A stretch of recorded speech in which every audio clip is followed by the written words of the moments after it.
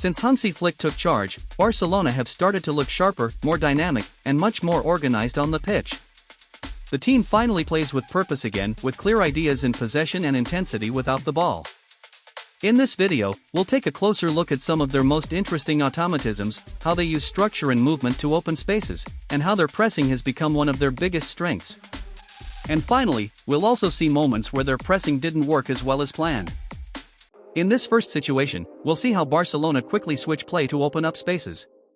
The sequence starts with Koundé in the build-up, playing a pass into Bargi and immediately making a forward run.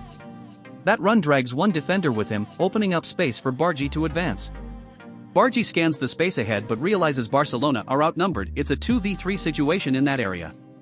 Instead of forcing it, he makes a smart decision to pass back to Pedri and switch the play. As the ball moves across, Rashford drifts more centrally, creating room on the right side for Gerard Martin. Pedri finds Martin with a diagonal pass, and Martin has time to control the ball, but his first touch isn't clean, which prevents him from accelerating into a 1v1 situation. So, he recycles possession back to Pedri, who again switches play to the opposite side. This sequence perfectly shows how Barcelona use quick switches of play to stretch the opposition and create attacking openings on both wings. In this next situation, we'll see one of Barcelona's recurring automatisms, a pattern they use frequently in their build-up. The sequence starts with Fernandes drifting towards the left side of Barcelona's shape, dragging Sociedad's defensive midfielder with him. At the same time, both Lewandowski and Rashford also move towards the left, and Sociedad's centre-backs follow. This movement leaves a large open space behind them, right in the central channel. Munoz should have shifted more inside to keep Sociedad's backline compact, but he doesn't, and that creates a clear gap for Barcelona to exploit. Frenkie de Jong scans the area brilliantly, spots the space, and makes a perfectly timed run into it. Pedri, always aware of his surroundings, sees Frenkie's movement and tries to find him with a forward pass into that open pocket. In the next situation, we can see the same automatisms from Barcelona once again.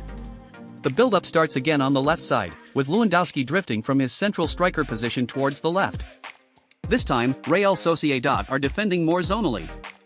Still, a gap opens up between their left centre-back and left-back, and Frenkie de Jong immediately recognizes it. Once again, Munoz should shift more centrally to close that space and keep the defensive line compact, but he doesn't. Pedri spots Frenkie's movement and plays another perfectly timed pass into that open channel. This pattern helps Barcelona open up the opponent's defense. In this situation, we can again see how Barcelona try to open up the opposition's defense. The play starts in the build-up phase, with Koundé making an immediate forward run right after playing his pass. Centre-back of Real Sociedad tracks that run and follows Koundé, which pulls him slightly out of position and leaves a huge open space behind him. When Yamal receives the ball, you can clearly see him scanning that space, but unfortunately for Barcelona, no one makes a run into it. Yamal holds onto the ball, waiting for a movement either from Pedri or Lewandowski, but it doesn't come. Even so, after playing the ball into Lewandowski, the striker manages to hold it up and keep possession for Barcelona.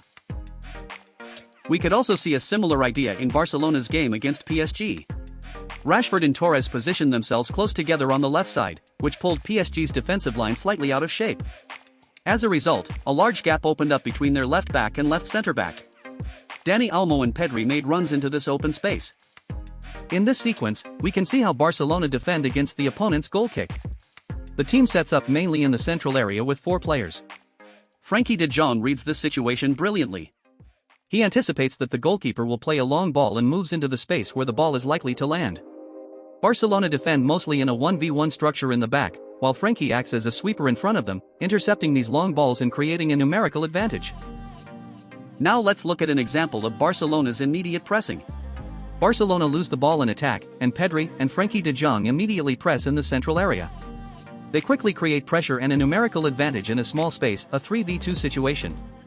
As the PSG player drives the ball into the penalty area, Barcelona still maintain a player advantage, 4v3, not counting the goalkeeper. They regain possession, but a miscommunication between Pedri and Koundé stops the play. Here we can see Barcelona's pressing shape when they're out of possession. Barcelona try to apply pressure and create overloads even in extremely tight spaces. First, they form a 3v2 overload, which quickly turns into a 6v3 situation. However, not every pressing sequence works perfectly for Barcelona, and we'll also take a look at some that don't. Now let's take a look at a pressing sequence that didn't work well for Barcelona. Yamal stands still with his hands on his hips, watching Ferran Torres as Torres initiates the press. Higher up the pitch, only Rashford and Torres are pressing, but they're outnumbered 2 against 3. Dani Olmo and Frenkie de Jong don't move up to help, allowing PSG to play out easily. It's also important to remember that Barcelona play with an extremely high defensive line, constantly looking to catch opponents offside. It's a risky approach, but when a team knows how to do it, it can be a powerful weapon. That's it for today's tactical analysis of Barcelona. We've seen their automatisms, pressing, and how they open spaces under Hansi Flick. Flick has already won the Champions League with Bayern. Do you think he can do it again with Barcelona? Let me know your thoughts in the comments. If you enjoyed this video, I'd really appreciate it if you hit the like button, subscribe, and turn on notifications so you don't miss future analyses. Thanks for watching, and I'll see you in the next tactical breakdown.